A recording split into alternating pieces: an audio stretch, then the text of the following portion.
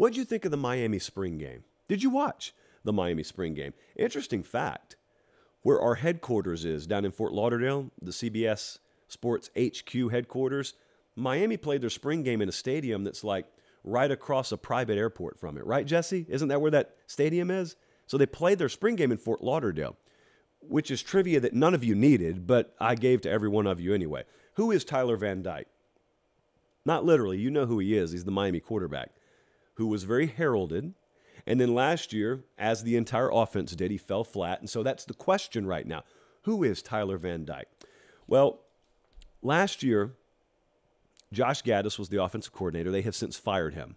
Why did they fire him? Well, 33 plays of 20-plus yards offensively. That was 101st in FBS.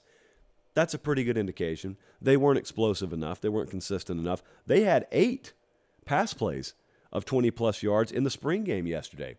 So Mario Cristobal took a chance on Shannon Dawson. And if you listen to folks around the Miami program, they'll tell you Mario kind of went out of his traditional comfort zone, whatever you want to call it, in making that hire.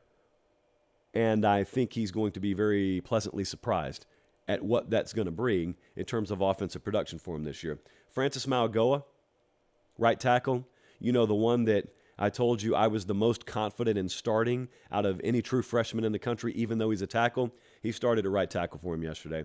Francisco Mauigoa, linebacker, also shined yesterday. You got that last name and you're playing for Miami. Looks like you're going to have a pretty good year this year. Reuben Bain was everywhere. This has to be a theme for them, by the way. Bain had 3 sacks, just an immediate impact defensive end. You could tell when you turned on their spring game who the true freshmen were.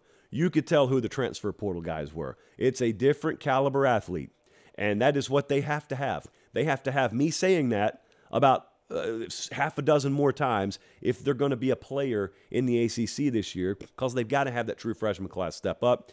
They could also take a lot of solace in watching Emory Williams. That's a quarterback, Elite 11 guy. We were around him last year. He looked pretty good too. In fact, you've heard good things about him throughout spring. So Tyler Van Dyke's obviously the number one. Just kind of bookmark that name, Emory Williams. I'm interested to see how the wide receiver room turns out. I'm interested to see if they can pick up receivers in the portal, because you can take that offensive spark that you showed yesterday, and you can use it as a selling point. Everyone's going to recruit against you by saying, look how bad they were offensively last year. Don't go get bogged down in that. Well, Mario Cristobal can say everything about last year, I showed the door. And I have brought in a guy named Shannon Dawson, and I want you to look at what we could be this year. Look at this production in the spring game. Look at these pop plays. And then think about what it could be with you. That's what his pitch has to be.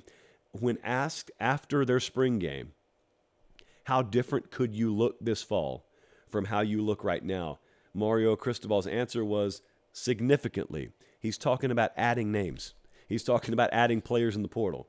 Not 1 or 2, as someone else once famously said down that way.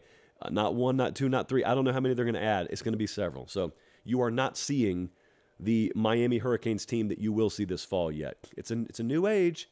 I know this is something that the 2006 version of you would find very, very confusing and dumbfounding. That's the transfer portal era.